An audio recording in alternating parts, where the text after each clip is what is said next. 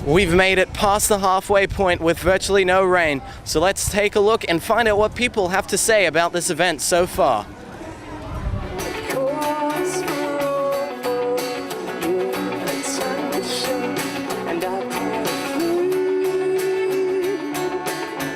What do you think of Stable on the Strand so far?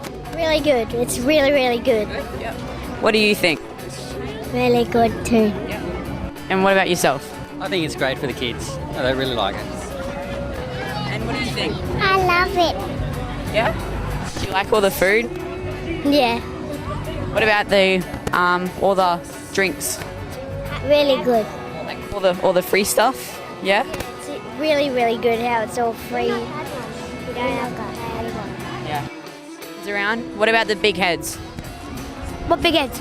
The ones that come up here? Whoa! That is it! Do you like them? Yeah.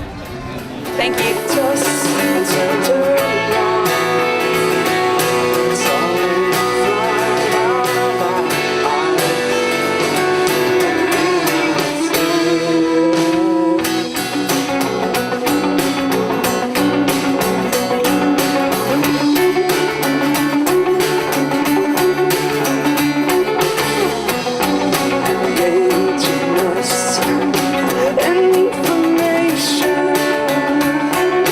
You've seen our artists perform on the big stage. Now's your chance to hear from a few of them. Chris Wayne, you're in Townsville. What's it like for you? This is your second time now, I think it is? It's my second time visiting Townsville for Stable on the Strand, and it's so much fun. It's such a nice time of year with summer, and of course enjoying it right on the water is great. And it's so good to be back. I'm really enjoying it. Yeah. It would be pretty great.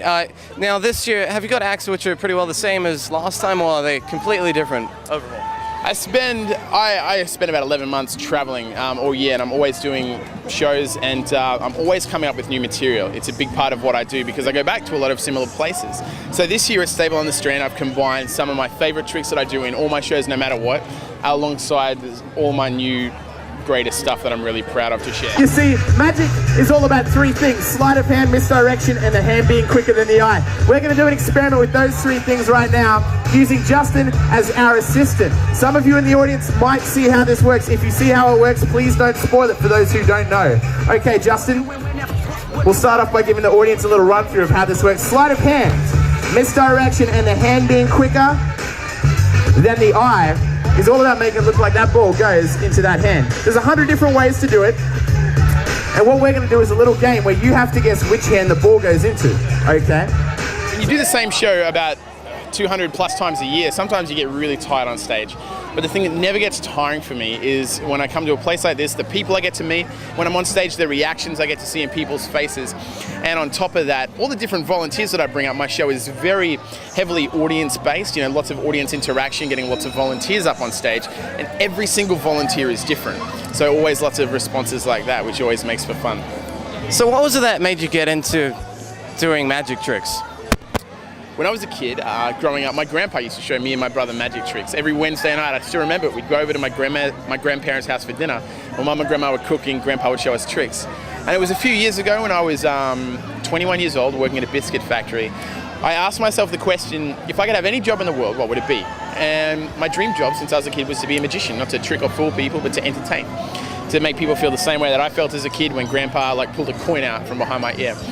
So I started learning magic tricks just to work, just for fun. And that slowly turned into a little kid show, which turned into a couple of paying gigs. And that's where it all started for me, working at Honest Biscuits, doing magic tricks, and doing what I'm doing now.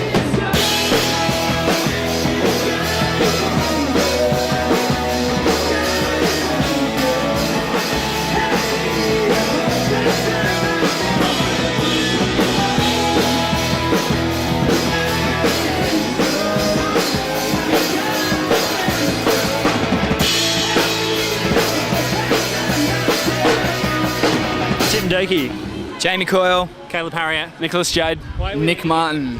Okay, and you're a band from the Strand Coast. Why is it that you've come up to Townsville to play at Stable on the Strand? Who's invited you along?